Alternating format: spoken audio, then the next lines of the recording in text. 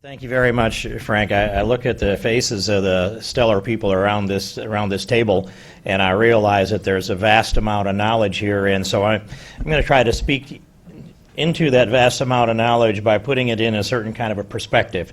And but first I'd start with this, that it encourages me that we now are talking about a victory against radical Islamic jihad. And so much of this has been about containment, about some type of defensive maneuvers and being prepared with enough intel that we can continually be lucky all the way through the course of history.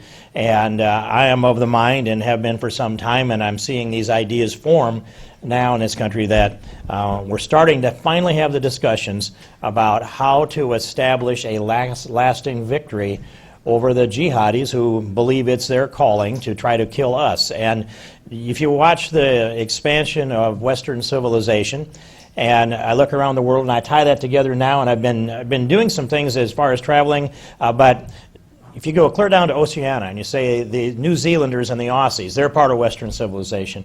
All of Western Europe is part of Western civilization. Great chunks of Eastern Europe are, and you can go to Moscow and ask them, are you East or are you West? And they will say, we're not sure, which means there's hope if they're not sure.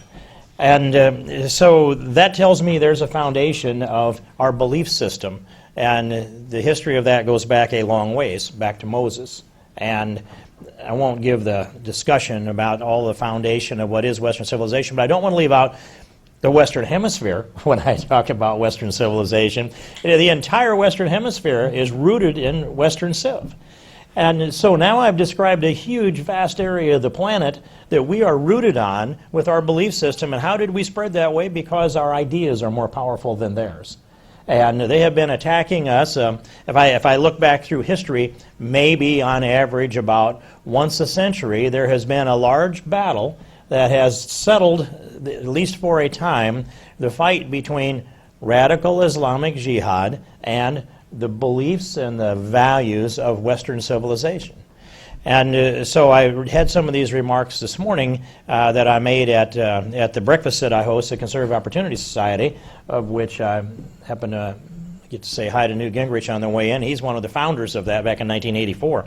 And I went back and said 732 AD, Battle of Tours, when Charles Martel let the Muslim cavalry charge into the trees where they couldn't fight very well, and took them on with the infantry, and ended up chasing them back as far as there was somebody left to kill, and left their bones on the plains.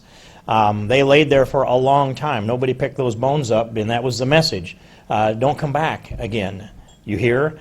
And of course they did come back. And then there was the beginning of that word the president uttered at the National Prayer Breakfast last Thursday. That was around 1096.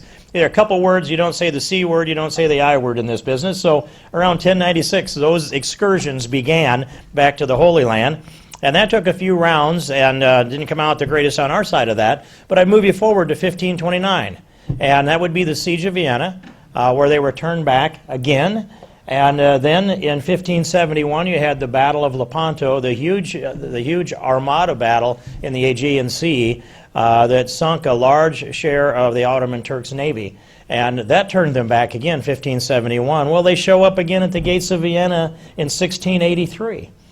And to stand there and on the top of the hill at the church where they held a service with the Polish King Jan Sobieski and the three German kings' armies, and stand in that spot and look down across that valley and see and know and hear the history of what happened at the gates of Vienna. And they were within just a day or a few days of being able to, they were detonating black powder underneath the gates of Vienna and the wall. It was a walled city at the time.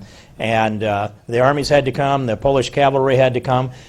Western civilization, Western Christendom was saved by a Polish cavalry charge at the gates of Vienna in 1683. And Pope John Paul II went back there 300 years to the day and celebrated Mass at the same church where they prayed before they had the battle. This has gone on a long time, and we should not forget that, but we should also remember that these milestones along the way, like we went to Tripoli in 1802, but these milestones, we had to go back again because they didn't believe us the first time. These milestones along the way have been a long ways apart. It hasn't been a continual we ding them, they ding us, chattering effect of conflict that has gone on since 732. There were decisive battles that shut down radical Islamic jihad that was coming at Western civilization over and over again. And I'm suggesting that we need to put together that kind of strategy that can win this thing. I don't think we're going to win it once and for all, but I don't think we should be talking about, well, in 10 or 20 or 50 years we might find our way out of this. I think that we can put together a strategy to defeat them within the next term of the, excuse me, I should say, not necessarily the term, but within the next presidency. I want to see the next president step up and make this pitch to put together a strategy. And the strategy that we need, in my view, is this. That the kinetic action side of this thing is a bit hit and miss. And it's going to be hard to come out on top of that if that's all we're going to do. In fact, some will say impossible, and I don't like to use that word ever. But I would say this, that first it's their information warfare. The internet has given them the flexibility to carry their message out through the internet. We need to do not just defensive cyber warfare, we need to do offensive cyber warfare. And that means crank up our operations and go after on any kind of cyber communications there are. Everything they have that supports our operation should be under attack from us. We should be putting viruses into their cyber capability, and we ought to be putting misinformation in there. We should scramble their communications to where they're scared to use it for fear that we know a lot more about what they're saying to each other than they do. That's number one. Number two is go after the money the same way. Any place where there's money that's flowing, and President Bush started that process after September 11th, and to some degree it was successful. But we can do a lot more. There are international banks that are laundering terrorist money. There are countries that are facilitating and cooperating, and some of them are our allies. Any place where that money trail leads, we ought to be hard-nosed tough on that to shut down that flow of money, and that includes oil. And with bad oil prices now, that helps us. It gives us more that we can grab.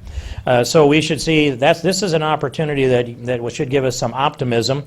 We're strongly influencing all of the cyberspace because of our technology foundation we are, and the nexus of communication in the United States is.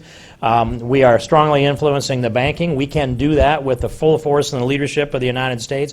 We need to go after the educational systems that they have. That doesn't mean take on every madrasa, but it does mean that we have to be aware of all of the education that is educating their next generation to attack us. And we need to begin to shut that down at this country to set the example, and then diplomacy with other countries and other efforts. Also, the moderate Muslim countries, Egypt, for example, UAE is another one, Jordan is another one. By the way, all Sunni countries, that they are our allies, and we can bring them into this. Next one is expand the intel globally and put the investment in it. And all of that sets the stage then for kinetic action, the kinetic action that is necessary without limits. All of that can bring us, I believe, with a strong leader to a place where we can win this and win this for the next half a century. That's the goal I think we ought to have, and I'm glad I had a chance to describe how I look at this and appreciate the opportunity.